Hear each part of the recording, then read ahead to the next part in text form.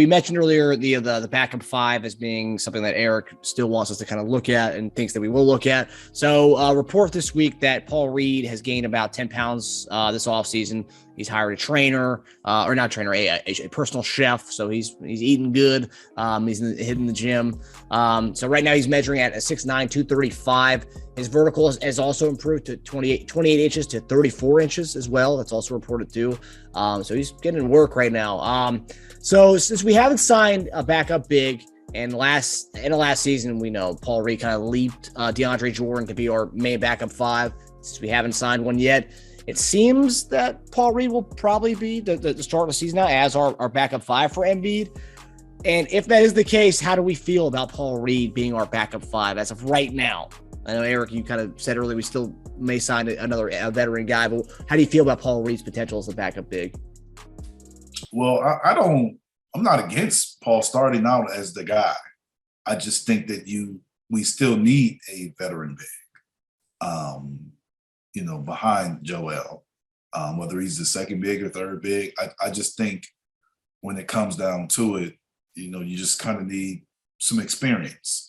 And I think Paul is someone that Doc has shown that he has, confidence in. But I think it wavers. I really do think it wavers. So I think that you got to have someone else, and it wasn't as much about what I don't see in Paul Reed as much as the security from Joel missing games. Mm-hmm. You got to be able to cover that.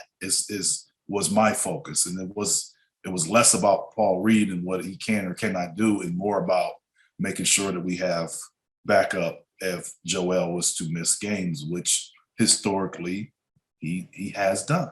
Unfortunately, he does. Yep.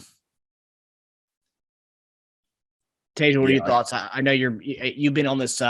You've actually kind of fluctuated. You say like Paul Reed is playing out of position as being a backup five. I know in the past you said he's more of a four.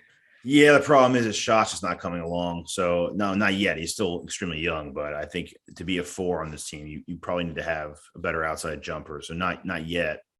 But if he's putting on weight like that and he's vertical went up 6 inches in 2 months, it's pretty good. I want to get on that plan. So jumping through the roof, man, by this time, by the season, he's going to be jumping over the backboard. So it's exciting though. I mean, I'm glad he's doing that. I'm glad it's exciting.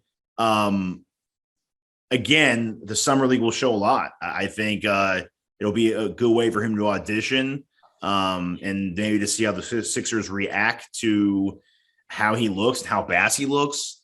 But yeah, Eric made a great point. It's not just about backup big during a game. It's about who's starting when Joel misses games, which he very well could.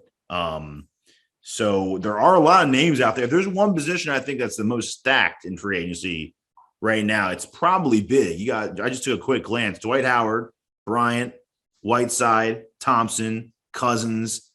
There's some good names out there. So maybe that's why they also haven't rushed, because they're like, you know what? Let's see how he looks. Let's see how he's coming along. We got plenty of guys out there. If at any point we want to add someone, we can. Howard's already very familiar with our team, so that could be an option. But yeah, I think any one of those guys could fill that role nicely. Yeah, we'll just have to wait and see. Yeah. But again, especially if we're going to make more moves, we need to see what else we need to pick up too. So right now, we're trying to stay probably flexible with what we're going to pick up afterwards. Yeah. I'd love to have Dwight Howard back. That'd be fun to have him back. I mean, he really enjoys time. But he does too. Yeah.